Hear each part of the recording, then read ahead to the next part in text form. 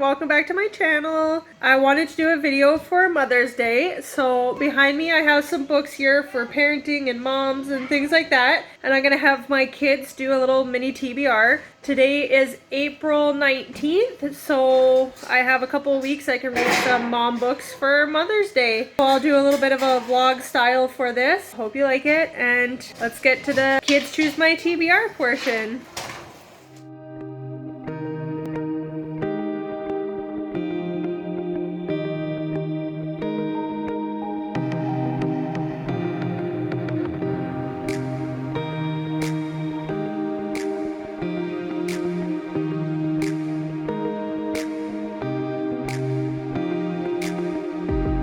Hi, Sophie. Okay, Sophie, see those books on the desk by you there? Yeah. I need you to pick two. So just look at them and pick two. This one. Okay? And Maya, I need your help. Okay, thank you. Rylan, that's it. Now I need Maya. Rylan, can you pick two books for me? Any two you want that are on there. Maya, you're up next. This one? Okay, pass it to me. Pick what's in front of them. Maya, it's your next. I done. Okay, Maya, out of those three books that are left, I need you to pick two.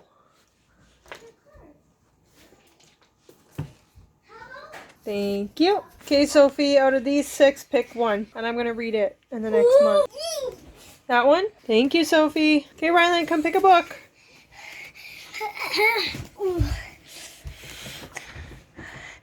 Need more higher. You like that one, hey? I'm splashing the mud. Okay, pick one out of those two. Which one? The don't take one? This one. The boots? Okay. Yeah. I want to read it. Okay, Maya, out of these four books left, which one do you want me to read? That one? Thank you. Okay. So it is Wednesday, April 22nd, and I got my books picked out from the kids for my Mother's Day reading, and the first one I'm going to be picking up because I feel like it's going to take me the longest, and they're all like non-fiction, so that's kind of hard to read that many non-fictions all at the same time. But I'm going to be reading the one that my son picked, Bonding with Your Child Through Boundaries. He liked the splashing boots, which is what I was thinking he would pick it for. And because it's boundaries, I decided to go with this bookmark, of course. And I think it's interesting. He might not like the fact that he picked this book in the end, but maybe that's God's way of saying that he needs more boundaries because he's the one that picked it. Anyways, things are kind of loud and crazy here, so that's my quick little update, and I'll let you know when I get more into it what I think. So I'm just gonna read a little bit more and then go to bed. But I'm only on page 22 of my Boundaries book. I listened to like 4 hours of the next Shatter Me series. I can't remember what book I'm on, like what it's called, but I listened to like 4 hours of that today while playing Animal Crossing and making pasta salad. But yeah, started Boundaries, like I said, for Mother's Day, and I just wanted to read a couple little why do kids need boundaries? External boundaries are designed to develop internal character. Boundaries are not about you getting your kids to do what you want them to do. And ultimately, parents who let their kids keep getting away with wrong are training them to do wrong. Children instinctively search to locate their limit. Adults often misinterpret this search as a dislike for limits, whereas exactly the opposite is true. Kids keep pushing their parents, testing their limits until they find boundaries that do not change. Once they discover fair, unchangeable limits, they feel secure within those limits. They feel safe and can relax, and ultimately so can you. Which is something I find really interesting, how we actually feel more safe and more secure and more free when we have boundaries and we know where those boundaries are. So just thought I'd share those quick little quotes with you. Doing yard work, that should have been done in September, in almost May. That's okay. At least we got plenty of leaves. I am not a gardener. I kill all plants. Really? So I'm a gardener in the newest Animal Crossing. me too. I did gardening yesterday in that. I have a whole flower garden.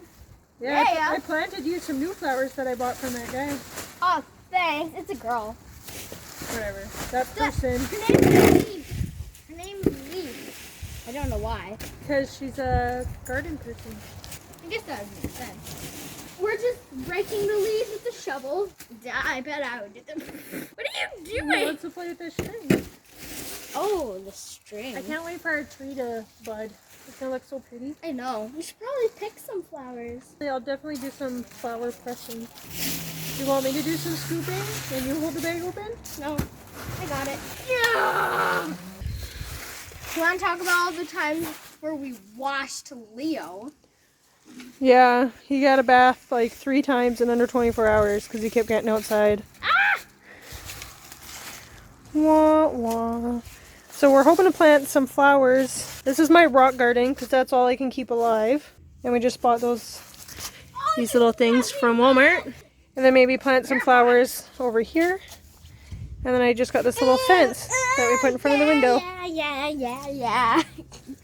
They look like microphones. Yeah, don't break them. Rescuing your children from doing distasteful tasks silently conveys others are able to do this task, but I know you can't because you're deficient, or you're too special or too good to do things you don't want to do. By doing this, you deny them the opportunity to achieve their full potential. Likewise, rescuing children from deserved repercussions that ultimately serve their best interest trains them to see themselves as helpless victims of anyone who might find fault with them.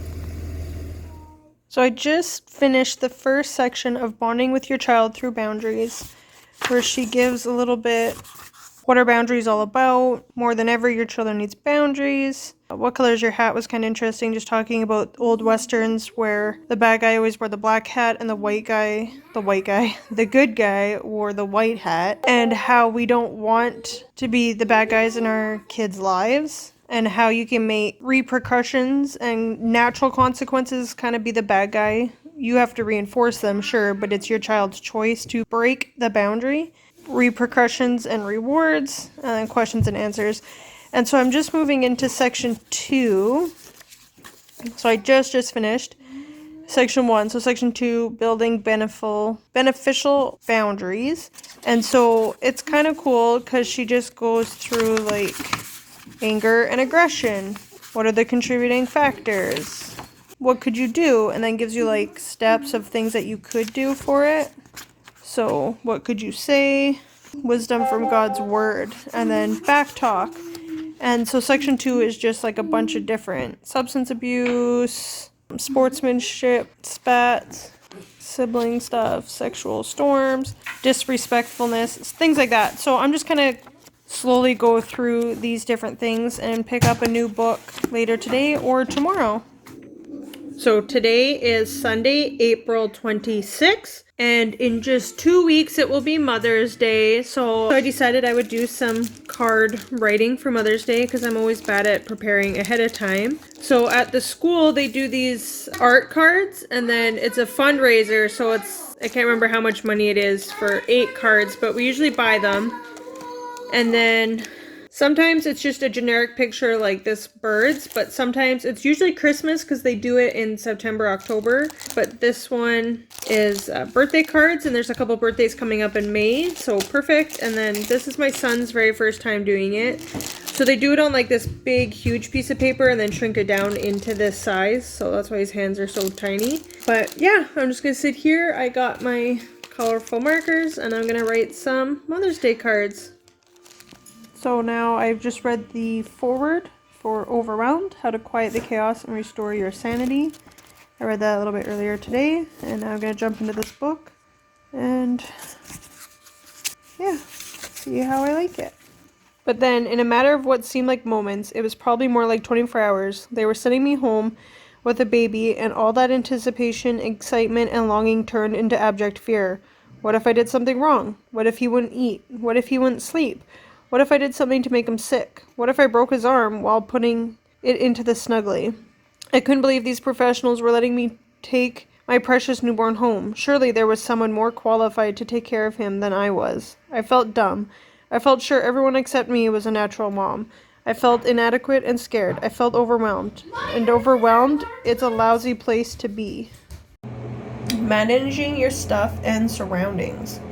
clutter. It makes me feel guilty. To me, clutter meant guilt. It showed I was lazy, didn't love my family enough to stay on top of things, and didn't deserve any of what I had. All this was total nonsense, but those were the feelings that washed over me whenever I looked around my house. So clutter is definitely something we struggle with, and I am constantly battling clutter whenever I am cleaning up or folding laundry and stuff. If there is things the kids have outgrown, I put it in a bag to be donated. If things are full of holes and not worth donating, I just throw it out right there on the spot. My husband's socks with holes in them, old underwear, stuff like that, just straight in the garbage. And I'm constantly battling clutter. So overwhelming for sure.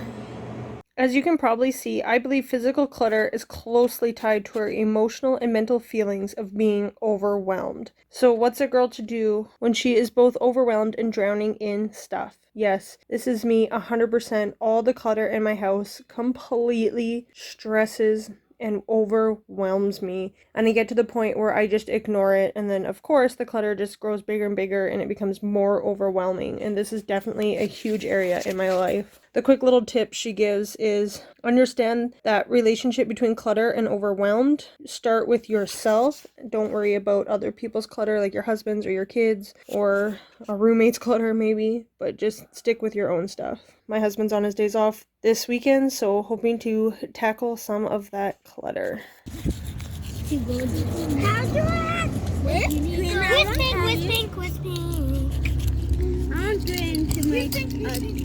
I want to make that.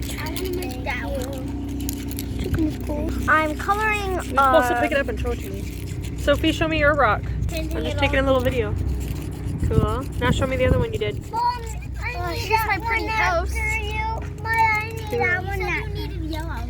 Show Daddy.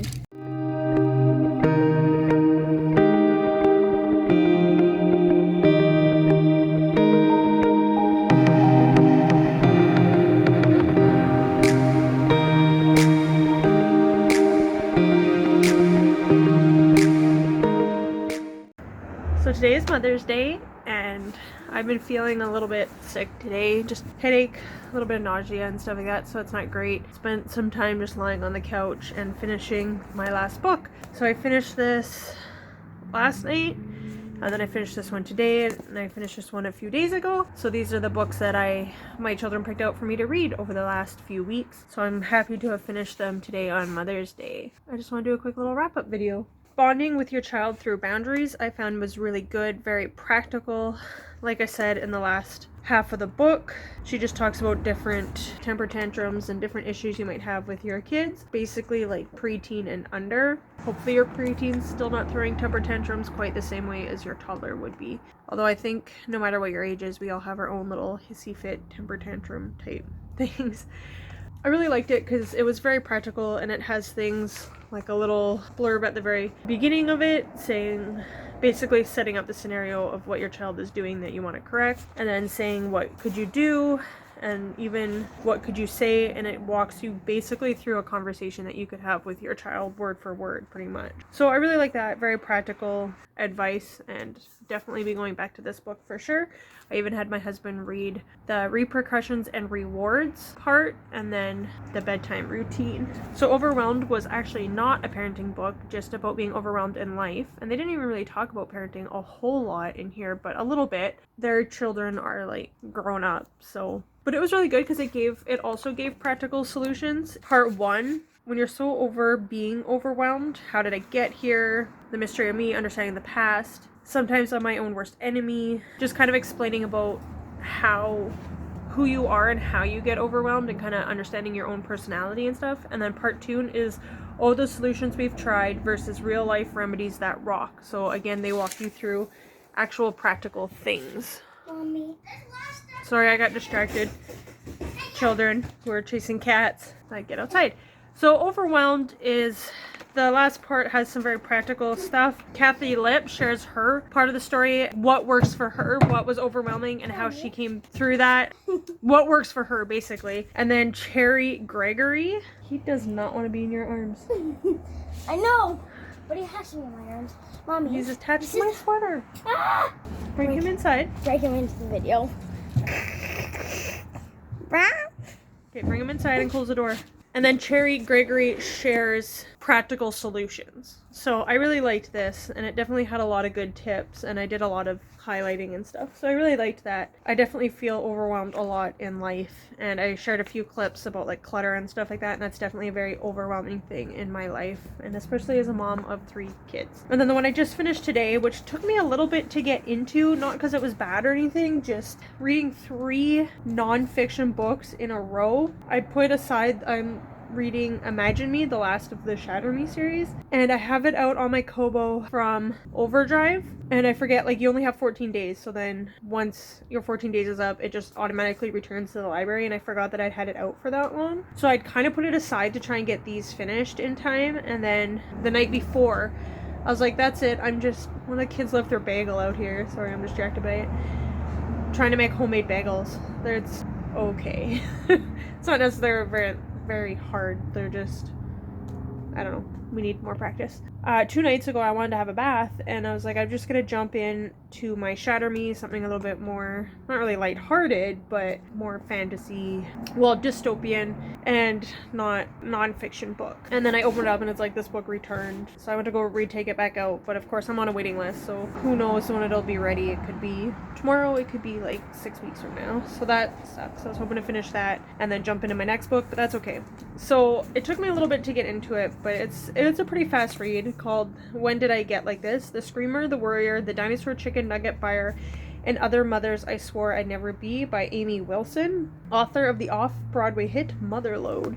So she's got 3 kids just like me. They are 18 months apart and then 2 years apart, and my kids are all 22 months apart, so same kind of age gap, a little bit different, but same idea. Yeah, I just finished this when I was lying on the couch not feeling well, and I like it because these 2 books are giving you advice, life, and how to not be overwhelmed, or how to bond with your child through boundaries, how to parent and manage your time, and things like that. Where this was just her story. She wasn't giving us advice, she wasn't trying to teach us anything, this was just her story.